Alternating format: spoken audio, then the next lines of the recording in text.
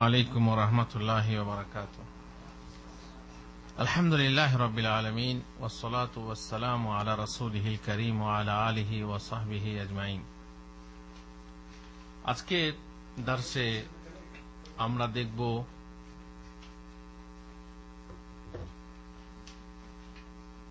কিয়াম কাকে বলে এবং সাক্ষাতের সময় কিয়াম জায়েজ না না জায়েজ। কিয়াম করা, কিয়াম মানে কি?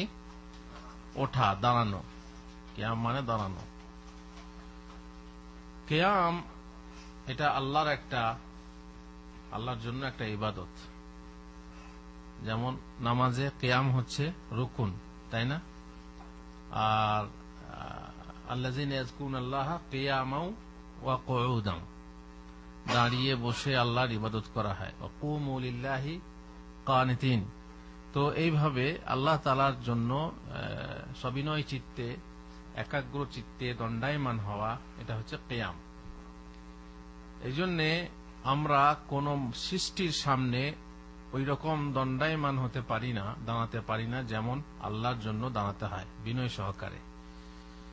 আপনারা দেখেছেন আমাদের দেশের স্কুল কলেজগুলোতে নিয়ম আছে, এক ছাত্র মারা গেছে কি এক টিচার মারা গেছে, তো কি বলে দাঁড়িয়ে 1 মিনিট নীরবতা পালন করো, শ্রদ্ধার্ঘ্য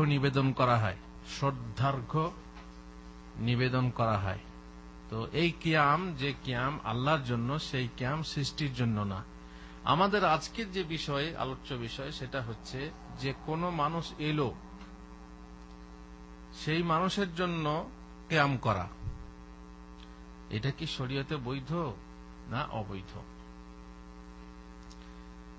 আগন্তুকে যদি তাজিম উদ্দেশ্য হয়, তাজিম কাকে বলে? তাজিম মানে সম্মান, তাজিম করা কাকে বলে হয়তো অনেকে বুঝবেন, আমি বুঝিয়ে দিচ্ছি। মনে করুন যেমন মাজারের সামনে দিয়ে আপনি পার হয়ে যাচ্ছেন জুতো খুলে। আমি পার হয়ে যাই জুতো খুলি না, কিন্তু আপনি পার হচ্ছেন জুতা খুলে। তার মানে আপনার ভিতরে কি আছে? তাজিম আছে, আমার ভিতরে তাজিম নাই। এখানে থুতু ফেলতে হয় না, এখানে এই করতে হয় না, এই তাজিম ঠিক না। আমরা যেমন কাবার তাজিম করি, আমরা যেমন বিভিন্ন বড় আলেমের তাজিম করি, যে সম্মান করি, বড় আলেমের সঙ্গে যেমন কথা বলি, সে ছোটখাটো আলেমের সঙ্গে কথা বলা হয়, সাধারণ মানুষের সাথে সেরকম কথা বলা হয় না, কারণ এক এক মানুষের এক একটা তাজিম আছে, সম্মান আছে। তো কোন মানুষের বা আগন্তুকের তাজিমে উঠে খাড়া হওয়া, এটা শরীয়তের নিয়ম নয়। নীতি ছিল, সে যুগেও কিয়াম জিনিসটা ছিল না এমন না, কিন্তু ছিল কাদের মাঝে? আজমদের মাঝে, আরবদের মাঝে দাঁড়িয়ে সম্মান দেওয়াটা এই রীতি ছিল না। এই জন্য হাদিসে এসেছে, আবু উমামা বলছেন, খারাজা আলাইনা রাসূলুল্লাহ সাল্লাল্লাহু আলাইহি ওয়াসাল্লাম মুতাওয়াক্কিয়ান আলা আসা। আল্লাহ রাসূল সাল্লাল্লাহু আলাইহি ওয়াসাল্লাম একবার লাঠির উপরে ভর করে আমাদের সামনে এলেন, ঘর থেকে বের হয়ে এলেন। ফাকুমনা ইলাইহি, তার দিকে আমরা তার জন্য দাঁড়িয়ে গেলাম। কুমনা ইলাইহি, তার দিকে আমরা দাঁড়িয়ে গেলাম। ফাকাল লা তাকুমু কামা তাকুমুল আআজিমু ইউআযযিমু বা'দুহা বা'দা, তোমরা সেই রকম দাঁড়াইও না যেমন আজমরা দাঁড়ায়, বা সেই রকম তাজিম করো না যেমন আজমরা এক অপরের জন্য তাজিম করে দাঁড়ায়। এই হাদিসটা আবু দাউদের হাদিস, এটা জয়ীফ, কিন্তু এর অর্থ সহি। অন্য এক হাদিসে এসেছে যে আজমরা এক অপরকে দাঁড়িয়ে সম্মান দেয়, তোমরা সেটা করো না। আনাস রাদিয়াল্লাহু তাআলা আনহু বলছেন, লাম ইয়াকুন শাখসুন আহাব্বা ইলাইহিম মিন রাসূলিল্লাহ সাল্লাল্লাহু আলাইহি ওয়াসাল্লাম, সাহাবাদের কাছে রাসূলুল্লাহ সাল্লাল্লাহু আলাইহি ওয়াসাল্লামের তুলনায় আর কোন ব্যক্তিত্ব বেশি ভালোবাসার পাত্র ছিল না। আল্লাহ রাসূল সাল্লাল্লাহু আলাইহি ওয়াসাল্লাম যে যুগে এসেছেন, সেই যুগে আল্লাহ তাআলা সাহাবাও নির্বাচন করেছেন। যেমন মানুষ তার সেরকম পরিবেশ সৃষ্টি করেছেন, যেমন স্বামী তার সেরকম স্ত্রী সৃষ্টি করেছেন, মানে সবকিছু ঠিকঠাক আল্লাহর পক্ষ থেকে। তো সাহাবারা এমন, যারা সাহাবী হয়েছেন, যারা ঈমান আনেনি তারা হয়তো ভাগ্য আলাদা কথা, কিন্তু যারা ঈমান এনে সাহাবী হয়েছেন তাদের কাছে রাসূলুল্লাহ সাল্লাল্লাহু আলাইহি ওয়াসাল্লামের তুলনায় আর প্রিয় পাত্র অন্য কেউ ছিল না। এমনকি তারা অনেক সময়ে রাসূলুল্লাহ সাল্লাল্লাহু আলাইহি ওয়াসাল্লামের রূপ বর্ণনা করতে গিয়ে এমন ভাবে বর্ণনা করেছেন যে মানে মুগ্ধ হয়েছেন, মোহিত হয়েছেন। সাহাবারা বলতেন না যে কখনো কখনো পূর্ণিমার রাত্রে আমরা চাঁদের দিকে তাকাতাম আর রাসূলুল্লাহ সাল্লাল্লাহু আলাইহি ওয়াসাল্লামের চেহারার দিকে তাকাতাম, জানতে পারতাম না যে কোনটা বেশি সুন্দর। এর মধ্যে একটু রয়েছে, তাই না? কিন্তু কেন? এর ভিতরে তাজিম, ভিতরে সম্মান, ভিতরে শ্রদ্ধা, ভিতরে একটা সমীহ, ভিতরে একটা ভালোবাসা, ভিতরে একটা ভক্তি। এই ভক্তি কাজ করার জন্য তারা এইসব কথা বলতেন এবং তাদের কাছে বেশি প্রিয় পাত্র কেউ ছিল না। আনাস বলছেন, ওয়া কানু ইযা রাআউহু লাম ইয়াকুমু, কিন্তু ওই সাহাবারা যখন তাকে দেখতেন তখন তারা তার জন্য খাড়া হতেন না, দাঁড়াতেন না। যেমন আমাদের স্কুলে টিচার এলে দাঁড়িয়ে যায়, কোর্টে হাকিম এলে সবাই দাঁড়িয়ে যায়, পার্লামেন্টে এক এক মন্ত্রী এলে সবাই দাঁড়িয়ে যায়, দাঁড়িয়ে সম্মান দেয়। আল্লাহ রাসূল সাল্লাল্লাহু আলাইহি ওয়াসাল্লামকে দেখে সাহাবারা দাঁড়াতেন না, অথচ তাদের বুকে তাজিম কি ছিল? আমাদের থেকে কম ছিল না বেশি ছিল? তুলনাই হয় না। যিনি আনাস বলে দিয়েছেন আগে যে তাদের বুকে যে সম্মান ছিল, তাজিম ছিল, যে মহাব্বতটা ছিল, সেই মহাব্বতের ফলেও তারা তাকে দেখে, রাসূলুল্লাহ সাল্লাল্লাহু আলাইহি ওয়াসাল্লামকে দেখে দাঁড়াতেন না। কেন? যেহেতু তিনি জানতেন, বা তারা জানতেন, সাহাবারা জানতেন যে আল্লাহ রাসূল সাল্লাল্লাহু আলাইহি ওয়াসাল্লাম লিমা ইয়ালামুনা মিন কারাহিয়াতিহি লিযালিক, যেহেতু তারা জানতেন যে রাসূলুল্লাহ সাল্লাল্লাহু আলাইহি ওয়াসাল্লাম এটা পছন্দ করেন না, অপছন্দ করেন, তার মানে তার জন্য দাঁড়ানো হোক এটা তিনি অপছন্দ করতেন। সুতরাং এই জন্য তারা দাঁড়াতেন না। তাহলে বোঝা গেল কি দাঁড়ানোটা কি? যদি দাঁড়ানোটা বিধেয় হতো, শরীয়তের কোন নীতি হতো, তাহলে রাসূল সাল্লাল্লাহু আলাইহি ওয়াসাল্লাম বলতেন বা মাইন্ড করতেন যে তোমরা দাঁড়াও না কেন, কিন্তু না, বরং তারা জানতেন যে তিনি অপছন্দ করছেন, দাঁড়ালে তিনি ভালোবাসছেন না, পছন্দ করছেন না, তাই সাহাবারা দাঁড়াতেন না। একটা হাদিসে আছে মুআবিয়া রাদিয়াল্লাহু তাআলা আনহু একবার বের হলেন, তো তাকে দেখে আব্দুল্লাহ ইবনে জুবাইর আর ইবনে সাফওয়ান দাঁড়িয়ে গেলেন। মুআবিয়া প্রথম বাদশাহ হলো তার ছেলে এজিদ, তাই না? মুআবিয়া বাদশাহ, সেখানে খলিফার পরে, তাই না, গভর্নর হয়েছিলেন শাম দেশে। তো তাকে দেখে ইবনে জুবাইর আর ইবনে সাফওয়ান দাঁড়িয়ে গেলেন। তখন মুআবিয়া বললেন, আর এমনিতে রাসূলুল্লাহ সাল্লাল্লাহু আলাইহি ওয়াসাল্লামের সম্পর্কে কে হন মুআবিয়া? রাসূলুল্লাহ সাল্লাল্লাহু আলাইহি ওয়াসাল্লামের সম্পর্কে শালা, তাই না, স্ত্রীর ভাই। তো এই ক্ষেত্রে সম্পর্ক রয়েছে।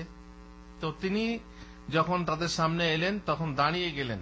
তখন মুআবিয়া বললেন, ইজলিসা, তোমরা বসে যাও। সামি'তু রাসূলুল্লাহ সাল্লাল্লাহু আলাইহি ওয়াসাল্লাম ইয়াকুল, আমি রাসূলুল্লাহ সাল্লাল্লাহু আলাইহি ওয়াসাল্লামকে বলতে শুনেছি, মান সাররাহু ওয়া ইয়াতামাসসালা লাহু রিজালু কিয়ামান ফালইয়াতাবাওয়া মাকআদাহু মিনান নার, যে ব্যক্তি পছন্দ করে যে লোক তার জন্য দাঁড়াক, দাঁড়িয়ে সম্মান দেখ, সে যেন নিজের ঠিকানা জাহান্নামে বানিয়ে নেয়। অনেক মানুষ আছে দাঁড়ালে মাইন্ড করে, যেমন এখানে আপনারা দেখবেন সালাম দিল, দাঁড়ালাম না, তো মাইন্ড করে। যেমন আমি একদিন বলছিলাম, আমরা এক আত্মীয় বসে বসে সালাম দিলাম, তো মনটা কি হয়ে গেল, বেয়াদব। যেমন আমাদের দেশে বহু পা ছুঁয়ে সালাম না করে বলে জামাই বেয়াদব, তাই না? তো এইরকম মনে করে, দাঁড়ানো না দাঁড়ালে বেয়াদব মনে করে, কারণ এটা হচ্ছে লোকাচার, দেশাচার। তো লোকাচারে যেটা প্রচলিত হয়ে গেছে, তারা শরীয়ত মানবে না। তখন শরীয়তে দেখে না যে কি আছে কি না আছে, তখন সেটাই চলে। যেমন বিয়ের সময় আমাদের কত কি আছে, ওই আংটি পরানো, ওই হলুদ মাখানো, ওই কি বলে আপনার যৌতুক, ওই কি কি সব শরীয়তের তো সব বিরোধিতা, কিন্তু শরীয়ত খেয়াল করে না। অধিকাংশ মানুষ শরীয়ত জানেও না, আর ওই লৌকিকতা যেটা আছে এক অপরের দেখে এটা চলতে আছে। পাশের বাড়ি বিয়ে হয়েছে, যেমন আমি এরকম করব, বুঝতে পারছেন? বড় দুঃখের বিষয়, এক অপরের অনুকরণ করে, অন্ধ অনুকরণ। ও করছে, ওই রকম করেছে, আমরা এর থেকে বেশি। অবশ্য না, শুধু অনুকরণই না, প্রতিযোগিতা আছে, প্রতিযোগিতা আছে। যে ও করেছে আমি তার থেকে বেশি করব, ও কটা গরু জবাই করে খাইছে আমি তার থেকে বেশি খাওয়াবো, ইত্যাদি এরকম প্রতিযোগিতা থাকে। আর ছেলে মেয়ে তো বলতেই হবে না, তাদের প্ল্যান থাকে যে আমরা বিয়েতে এই করবো, এই লাইটিং করব, এই গান বাজনা করব, এই সেই করব। আর কোন কোন বর কনে, কোন প্রেমিক প্রেমিকা তারা বলে যে আমাদের বিয়েটা অমুক ফিল্মের মতো হবে। এইভাবে এক এক জন এক এক রকম পরিবেশের মানুষের অনুকরণ, ও ফিল্মের অনুকরণ করে বিয়েটা অনুষ্ঠান করবে, বিয়ের অনুষ্ঠান করবে। আউযুবিল্লাহি মিন যালিক। বেশ, এখানে কি বললাম কথাটা, যে ব্যক্তি পছন্দ করে যে তার জন্য লোকে উঠে দাঁড়িয়ে তাজিম করুক বা দাঁড়িয়ে থাকুক, তাহলে সে যেন নিজের ঠিকানা জাহান্নামে বানিয়ে নেয়। তাহলে বোঝা গেল যে এই শ্রেণীর কিয়াম, যে শ্রেণী যেমন বললাম স্কুলে টিচার এলে বা কোর্টে হাকিম এলে যে দাঁড়ানো হয়, এই দাঁড়ানো জায়েজ না। প্রয়োজনে অবশ্য আগন্তুককে সাহায্য করতে, তার সাথে মুআনাকা করতে, তাকে নিজের জায়গায় বসাতে উঠে দাঁড়ানো বৈধ। এখান থেকে এই তাজিম থেকে অন্য এক জিনিস, মনে করুন আপনি এলেন প্রথম, তো দাঁড়িয়ে আপনার সঙ্গে মুসাফা করব, কিন্তু মুআনাকা করব, তাহলে এটা কি তাজিমের পর্যায়ভুক্ত? না, এটা হচ্ছে শরীয়তে বৈধ। আর মুআনাকা করে বসে বসে মুআনাকা হয় না, দাঁড়িয়ে মুআনাকা করতে হয়। তো তার জন্য আমি কিসের জন্য দাঁড়ালাম? আগন্তুকের সম্মানের জন্য, তাজিমের জন্য না। কিসের জন্য? মুআনাকা করার জন্য। এটা কোনো সমস্যা আছে? সমস্যা নেই। কিংবা মনে করুন এক ব্যক্তি আসছে, ব্যাগ নিয়ে আসছে, হাতে ব্যাগ আছে, কিংবা গাড়ি থেকে নামবে, তাকে সাহায্য করার জন্য, বুড়ো মানুষ, মুরব্বী মানুষ, তাকে ধরে নামানোর জন্য যদি উঠে দাঁড়ানো হয়, সমস্যা আছে? এতেও সমস্যা নেই। কিংবা আপনার চেয়ার একটাই আছে, এখানে চেয়ার হচ্ছে একটা, আপনার থেকে বড় মানুষ এলো, তাকে বসাবার জন্য আপনি উঠে দাঁড়ালেন, এতে কোনো সমস্যা আছে? না। তাহলে কোন দাঁড়ানোটা নিষেধ হলো? যেটা তাজিমের জন্য, তাজিমের জন্য উঠে দাঁড়ানো হয় এবং সেই মানুষের মধ্যে একটা লোভ থাকে যে আমার জন্য লোকে উঠে দাঁড়াক।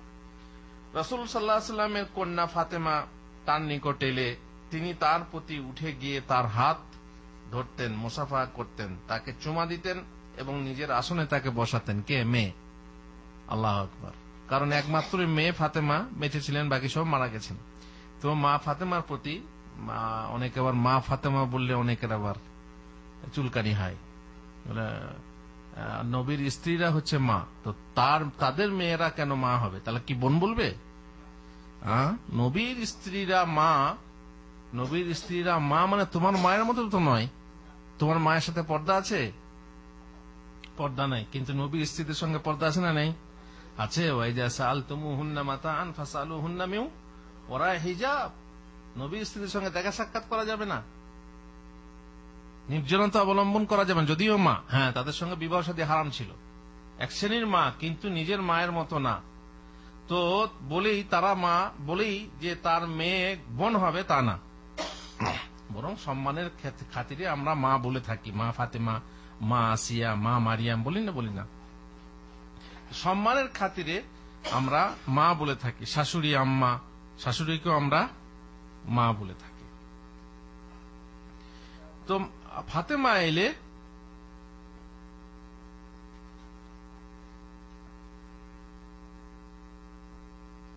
ছিলাম যে মা ফাতেমা যখন আসতেন রাসূলুল্লাহ সাল্লাল্লাহু আলাইহি ওয়াসাল্লামের কাছে, তখন রাসূলুল্লাহ সাল্লাল্লাহু আলাইহি ওয়াসাল্লাম উঠে গিয়ে মেয়েকে মুসাফা করতেন, মেয়ের সাথে, তারপরে নিয়ে এসে নিজের জায়গাতে বসাতেন। এটা হচ্ছে মেয়ের প্রতি মহব্বতের বহিঃপ্রকাশ। এটা কিন্তু মেয়ের তাজিমের জন্য না। বাপ কি মেয়ের তাজিম করবে? না, হতেই পারে না। তেমনি ফাতেমাও এরকম করতেন। তো ফাতেমার ব্যাপারে বলা যেতে পারে যে তাজিম করতেন, কিন্তু সেটা তাজিমের জন্য না, সেটা সম্মানের জন্য, তাকে উঠে বসানোর জন্য ইত্যাদি। তো এখানে যে হাদিসে বলা হয়েছে যে দাঁড়াতেন, তো এই দাঁড়ানোটা কিন্তু ওই নিষিদ্ধ দাঁড়ানো নয়, এটা হচ্ছে তাকে বসানোর জন্য ইত্যাদি। তেমনি খন্দকের যুদ্ধ শেষে সাদ বিন মুআজ রাদিয়াল্লাহু তাআলা আনহু কি ছিলেন? আহত ছিলেন। ইহুদিদের ব্যাপারে বিচার করার উদ্দেশ্যে রাসূল সাল্লাল্লাহু আলাইহি ওয়াসাল্লাম তাকে আহ্বান করেন, আহত করেন।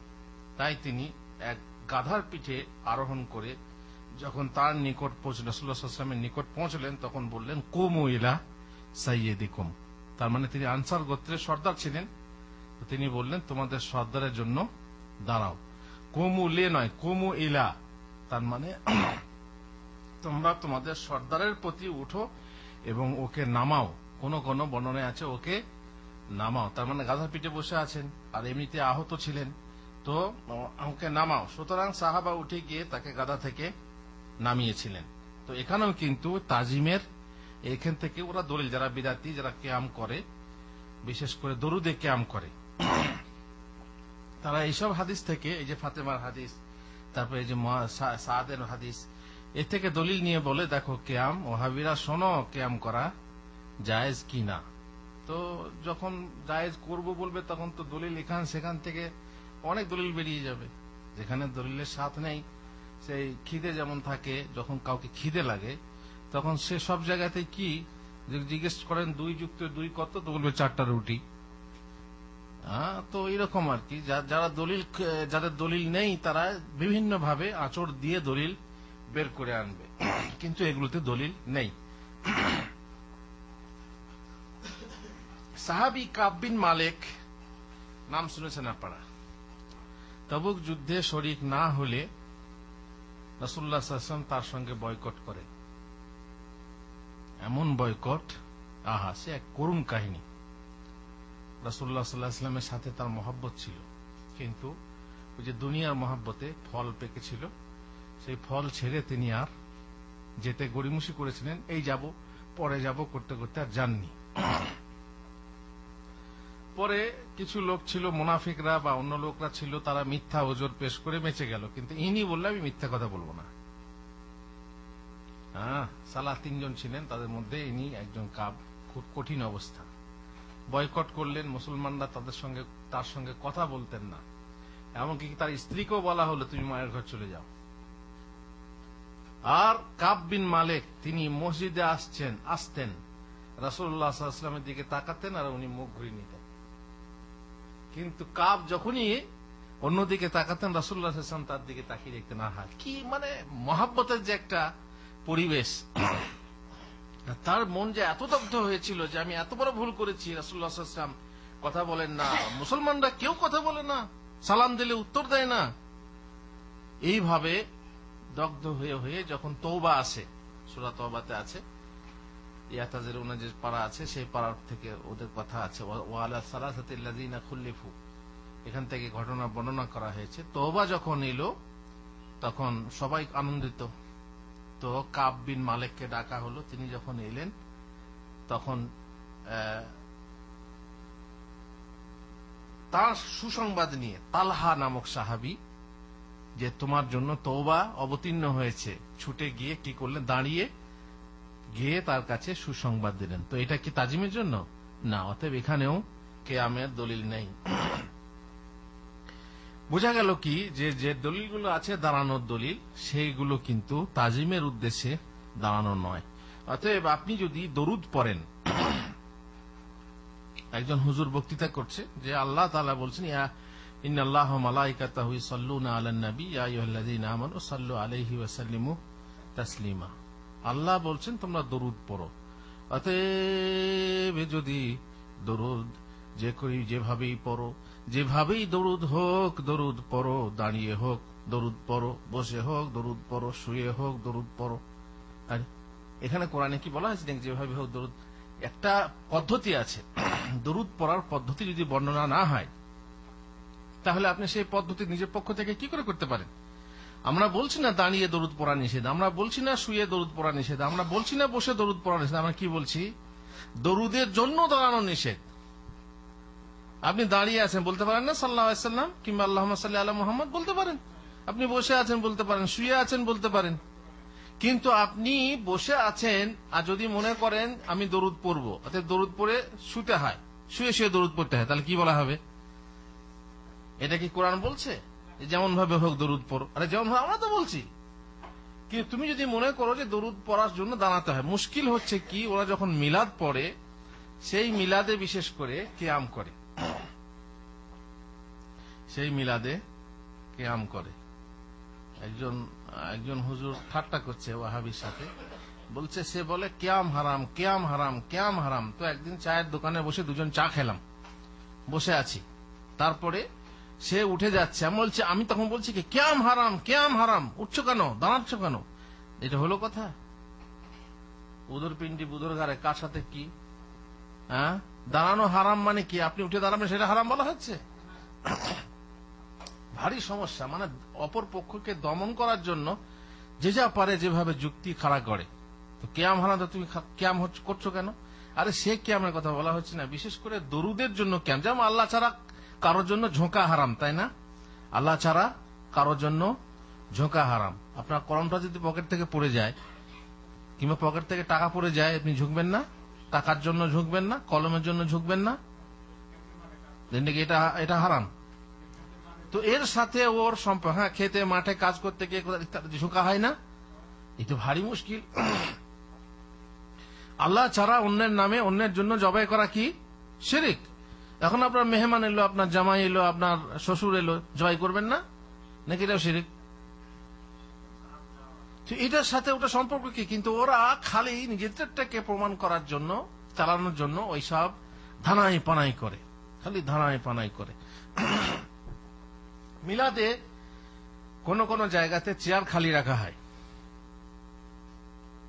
তারা বলে কিয়াম আমরা এমনি করি না, কিয়ামে আগন্তুকের জন্যই করি, দরুদ পড়ার জন্য কিয়াম করি না। আমরা কিয়াম কার জন্য করি? কেউ আসে বলেই করি। কে আসে? বলছে মুহাম্মদুর রাসূলুল্লাহ সাল্লাল্লাহু আলাইহি ওয়াসাল্লাম তাদের ওয়াজ মাহফিলে, তাদের মিলাদে হাজির হন। আপনারা কি মনে করেন আল্লাহ রাসূল সাল্লাল্লাহু আলাইহি ওয়াসাল্লাম কি আমাদের এই মজলিসে আসতে পারেন? আপনার স্বপ্নে হাদিসে আছে যে আমাকে দেখবে সে সত্য দেখবে। তো আল্লাহ রসুল কি আপনাকে স্বপ্ন দেখান? আপনি যদি স্বপ্নে দেখেন, যদি আপনি আল্লাহ রসুল সাল্লাল্লাহু আলাইহি ওয়াসাল্লামকে স্বপ্নে দেখেন, আল্লাহ রসুল এসে কি আপনাকে স্বপ্ন দেখাবে? তিনি এই জগতে নেই, অতএব এই জগৎ ছেড়ে চলে গেছেন। তিনি জগৎ, ওনারা বলে কি না এই জগতেই আছে, পর্দা করেছেন। পর্দা করেছেন তো সে পর্দার মানে কি? সেই পর্দা ভেদ করে আসতে পারবেন? ওরা বলে না, ত্রিভুবনে ঘুরতে পারেন। এইখানেই আমাদের পার্থক্য। আমরা বলি না, নবী হন, অলি হন, কিংবা সাধারণ মানুষ হন, যারা এই জগৎ ছেড়ে চলে যান তারা এই জগতে আর ফিরে আসেন না, আসতে পারেন না। ওরা সেটা মানে না, ওরা বলে বরং হাজির নাজির বলে। নবী সব জায়গাতে হাজির, নবী সব জায়গাতে নাজির, সবকিছু দেখেন। তার দলিল কি? তাহিয়াতু লিল্লাহি ওয়াস সালাওয়াতু ওয়াত তাইয়্যিবাতু আসসালামু আলাইকা। আর কাকে বলা হয়? তোমার উপরে সালাম হোক, আপনার উপরে সালাম। আপনাকে সালাম কখন বলা হয়? যখন আমি সামনে কাউকে দেখব। তো নবী তো নেই, আমরা সালাম আলাইকা বলি কেন? ওরা বলে আত্তাহিয়াত পড়তে হবে নবীকে হাজির নাজির জেনে। আউযুবিল্লাহ। তো এইভাবে ওরা দলিল, বুঝলেন, দানায় পানায় কি কি। তারপর আর দলিল দিচ্ছে কি? আল্লাহর নবী হাজির আছেন। আলাম তারা কাইফা ফাআলা রাব্বুকা, তুমি কি দেখোনি তোমার রব হাতি বাহিনীর সাথে, হাতি ওলাদের সঙ্গে কি করেছেন? তো হাতি বাহিনীর ব্যাপার তো আল্লাহ নবী দেখেননি, কিন্তু আল্লাহ বলছেন কি তুমি কি দেখোনি? তার মানে কি জন্মের আগেও তিনি হাজির নাজির। বুঝতে পারছেন? তো এইভাবে তিনি মানে গত যা কিছু হয়েছে তিনি দেখেছেন, আর ভবিষ্যতে যা কিছু হবে সব তিনি দেখেছেন। জন্ম অবস্থাতে দেখেছেন, আর জন্মের আগেও দেখেছেন, আর মৃত্যুর পরেও দেখেছেন। তারা তো মৃত্যু বলতেই চায় না। যাই হোক, হ্যাঁ, আদমের আগে সৃষ্টি, তারা বলে আগে আদমের আগে নবীর সৃষ্টি বা নবীর নূর সৃষ্টি। যাই হোক, এসব আছে অনেক কথা। আমার মুহাম্মদুর রাসূলুল্লাহ বই আছে, তাতে আমি অনেক কথাই লিখেছি। যাই হোক, ওরা মিলাদে কিয়াম করে এবং কুরসি খালি রাখে, আর মনে করে কি যে নবী এসে কুরসিতে বসবেন। আর যখন মিলাদ শেষ হয়ে যায় তখন উস নবী কি তাজিম কে লিয়ে উঠ খাড়া হইয়ে ইয়া নবী সালাম আলাইকা, দিয়ে কিয়াম হয়ে যায়। তো এখন আপনার প্রশ্ন হলো যে তোমরা জানো যে নবী আসেন, ঠিক আছে, তো মিলাদ চলছে চলছে চলছে চলতে চলতে নবী আসেন না, কখন আসেন? শুরুতে না মাঝখানে না লাস্টে?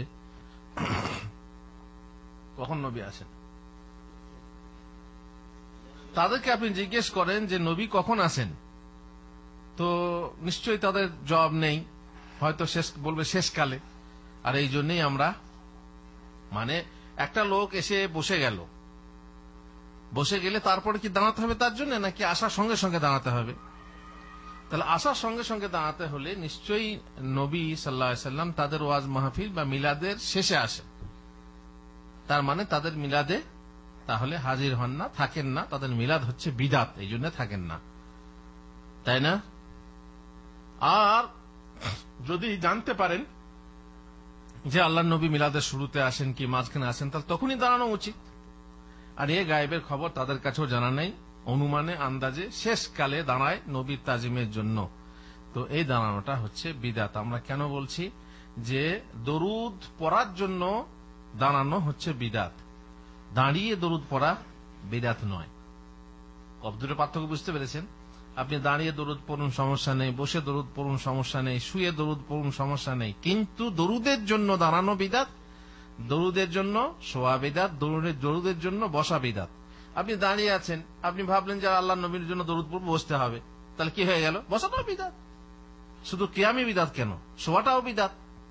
কিন্তু শুয়ে দরুদ পড়া যাবে, বসে দরুদ পড়া যাবে, দাঁড়িয়ে দরুদ। আশা করি বুঝতে পেরেছেন কিয়ামের ব্যাপারটা। কিয়াম আগন্তুকের জন্য, তার তাজিমের জন্য কি জায়েজ না, আল্লাহ নবী পছন্দ করতেন। সুতরাং তার জন্য যদি মনে করেন যে তিনি আসেন, তো তার জন্য তাজিমের জন্য যেহেতু সাহাবীরা দাঁড়াতেন না, আপনার জন্য দাঁড়ানো জায়েজ না। বাকি তিনি আসতে পারেন না, তিনি হাজির নাজির নন ইত্যাদি।